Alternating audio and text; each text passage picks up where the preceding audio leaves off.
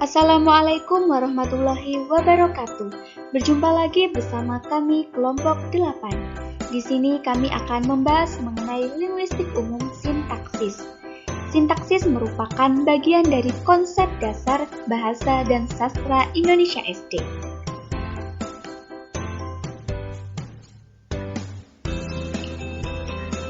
Sebelumnya, perkenalkan anggota kelompok kami terlebih dahulu. Ada Ade Putri Ardianti, Dani Setiawan, Latifah Anisawati, Rismawati Putri, dan Iti Indrianti. Yang pertama, pengertian sintaksis. Kata sintaksis berasal dari kata Yunani yaitu san, artinya dengan, dan tatein, artinya menempatkan. Jadi, secara etimologi, sintaksis berarti menempatkan bersama-sama kata-kata menjadi kelompok kata atau kalimat. Nah, sintaksis sendiri menurut Manaf pada tahun 2009 adalah cabang ilmu linguistik yang membahas tentang struktur internal kalimat.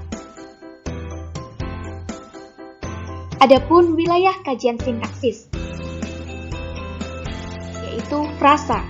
Frasa merupakan objek terkecil dari kajian sintaksis yang terbentuk dari gabungan dua kata atau lebih dan bersifat non-predikatif. Contohnya, bayi sehat, pisang goreng, dan sedang membaca. Ya, adapun jenis-jenis frasa berdasarkan kelas katanya menurut Wijono. Yang pertama ada frasa verbal, yaitu kelompok kata yang dibentuk dari kata kerja. Nah, macam-macam frasa verbal sendiri ada frasa verbal modikatif atau pewatas, yaitu frasa yang dibedakan menjadi pewatas depan dan pewatas belakang. Lalu frasa verbal koordinatif, yaitu dua verba yang disatukan dengan kata penghubung dan atau. Dan kemudian ada frasa verbal apositif, yaitu sebagai keterangan yang ditambahkan atau diselipkan.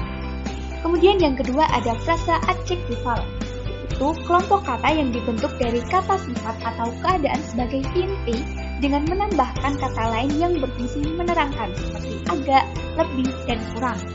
Macam-macam frasa adjektifal ada frasa adjektifal modikatif atau membatasi. Contohnya, hebat benar kelakuannya. Lalu, frasa adjektifal koordinatif atau menggabungkan. Contohnya, setelah pindah, dia aman tentram di rumah barunya. Lalu ada frasa adjektifal apositif. Contohnya, si Kandi cantik, Ayu rupawan, diperistri oleh Arjuna.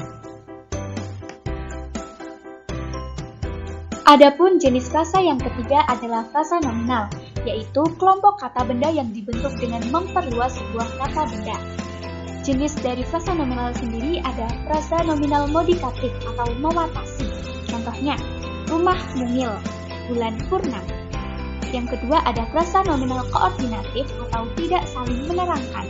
Contohnya, dunia akhirat, lahir batin. Dan yang terakhir ada frasa nominal apositif, yaitu contohnya, burung cendrawasih, burung langka dari Irian itu sudah hampir punah. Lalu yang keempat ada frasa adverbial, yaitu kelompok kata yang dibentuk dengan keterangan kata sifat. Macamnya ada frasa adverbial modikatif atau mewatasi. Contohnya, sangat pandai, pandai sekali. Yang kedua ada frasa adverbial koordinatif atau tidak saling menerangkan. Contohnya, jarak rumah ke kantornya lebih kurang 2 km. Jenis frasa yang kelima ada frasa pronomial, yaitu frasa yang dibentuk oleh kata ganti.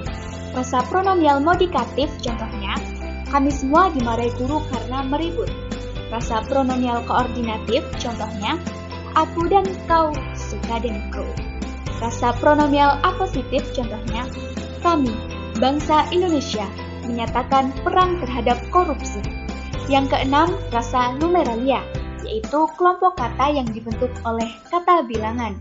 Frasa numeralia modikatif contohnya, mereka memotong 20 ekor sapi. Frasa numeralia koordinatif contohnya, entah 3 atau 4 kali dia meminjam uang kepada saya.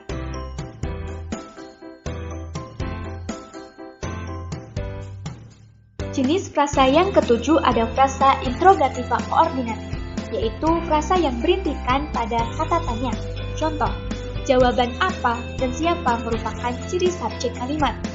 Jawaban mengapa atau bagaimana merupakan pertanda jawaban predikat. Yang kedelapan ada frasa demonstrativa koordinatif, yaitu frasa yang dibentuk dari dua kata yang tidak saling menerangkan. Contoh, saya bekerja di sana maupun di sini sama saja. Saya memakai baju ini atau itu tidak masalah.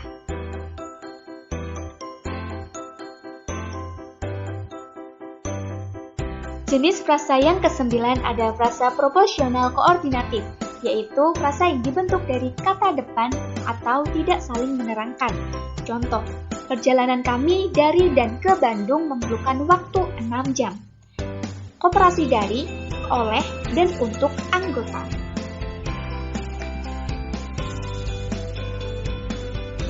Klausa. Klausa merupakan objek kajian sintaksis sedang berupa sebuah konstruksi yang di dalamnya terdapat beberapa kata yang mengandung unsur predikat. Klausa tidak disertai penggunaan intonasi final karena tidak memiliki suatu tanda baca.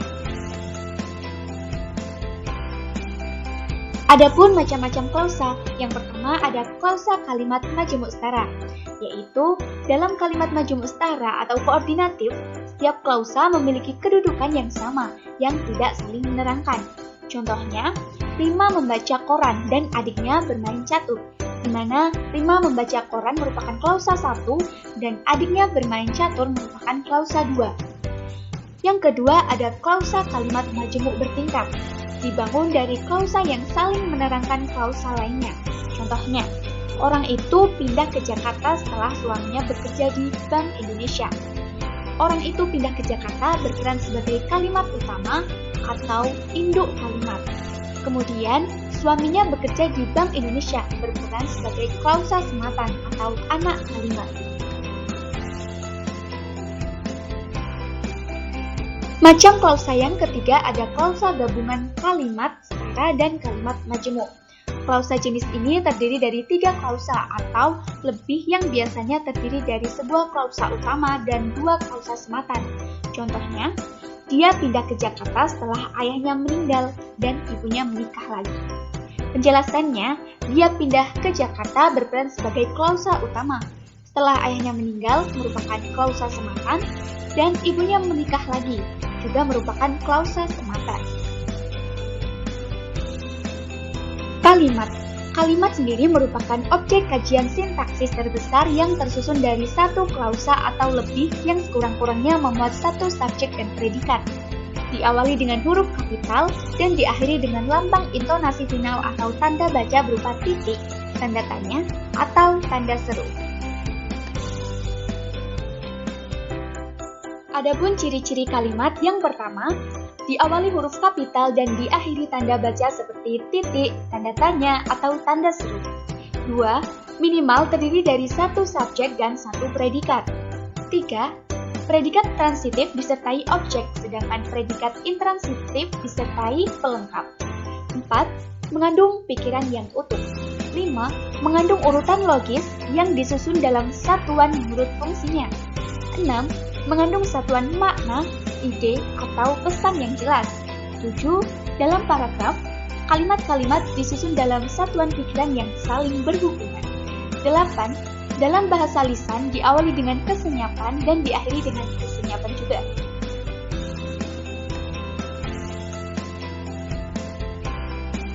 Fungsi sintaksis dalam kalimat. Fungsinya yaitu tempat atau laci yang dapat diisi oleh bentuk bahasa tertentu. Wujudnya subjek, predikat, objek, pelengkap, dan keterangan. Nah, unsur utama adalah subjek dan predikat. Unsur penunjangnya adalah objek, pelengkap, dan keterangan.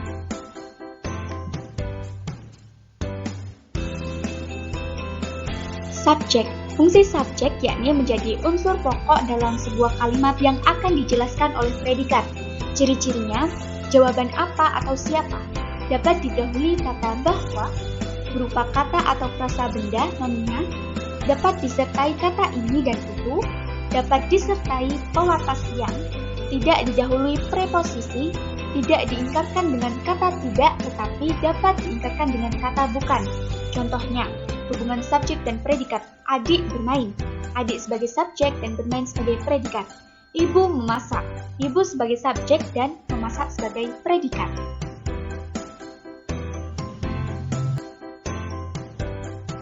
Predikat.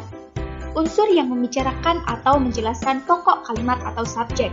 Ciri-cirinya, bagian kalimat yang menjelaskan subjek. Dalam kalimat biasa, predikat berada di belakang subjek. Umumnya diisi oleh verba atau frasa verba. Dalam kalimat biasa, predikat berintonasi lebih rendah. Unsur kalimat yang mendapatkan partikel lah merupakan jawaban dari pertanyaan yang dilakukan atau bagaimana. Contohnya, adik bermain. Adik adalah pokok kalimat, bermain menjelaskan pokok kalimat. Ibu memasak. Ibu adalah pokok kalimat, memasak menjelaskan pokok kalimat.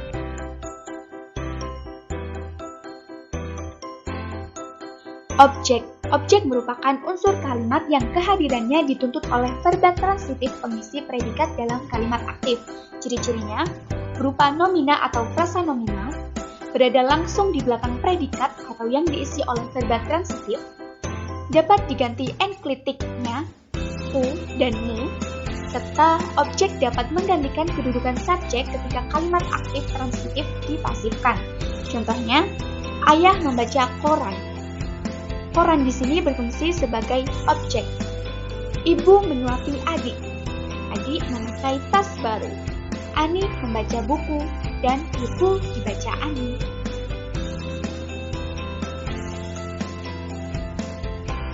Pelengkap. Pelengkap merupakan unsur kalimat yang berfungsi melengkapi informasi, mengkhususkan objek, dan melengkapi struktur kalimat. Ciri-cirinya, kehadirannya dituntut oleh predikat aktif yang diisi verba yang dilekati prefiks ber, dan predikat pasif yang diisi verba yang dilekati prefiks di atau ter. Tidak dapat diganti dengan pronominanya. Tidak bisa menjadi subjek dalam kalimat pasif dan berada di belakang predikat atau objek. Contohnya, Bu Mina berjualan sayur di pasar. Bu Mina berfungsi sebagai subjek, berjualan sebagai predikat, sayur sebagai pelengkap, dan di pasar sebagai keterangan. Lalu, ayah membelikan adik mainan. Kemerdekaan adalah hak semua. Budi menjadi siswa teladan.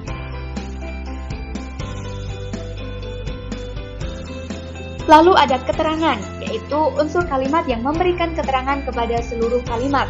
Keterangan merupakan unsur tambahan dalam kalimat. Ciri-cirinya, umum berupa keterangan, tambahan, atau unsur yang tidak wajib dalam kalimat. Dapat berupa tempat tanpa merubah struktur dan makna kalimat. Diisi oleh adverbia, adjektiva, frasa adverbial, frasa adjektival, dan klausa terikat. Contohnya, ibu membeli kue di pasar, di mana di pasar berfungsi sebagai keterangan tempat. Lalu ayah menonton TV tadi pagi.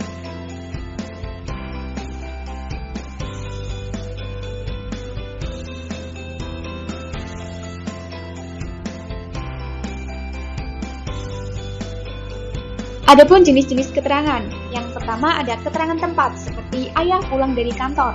Keterangan waktu, dia akan pulang hari ini. Lalu keterangan alat, kue itu dibuat tanpa cetakan. Keterangan cara, dia memakai gergaji dengan hati-hati. Keterangan tujuan, Arif giat belajar agar naik kelas. Keterangan penyerta, mahasiswa pergi studi banding bersama dosen.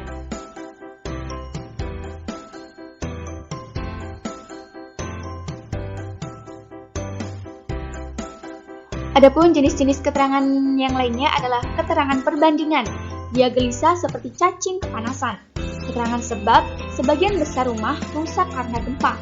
Keterangan akibat, hutan lindung ditebang akibatnya sering terjadi tanah longsor. Keterangan syarat, saya akan datang jika dia mengundang saya. Keterangan pengandaian, andaikan bulan bisa ngomong, dia tidak akan bohong. Keterangan atributif, bapak yang berbaju hijau adalah dosen saya.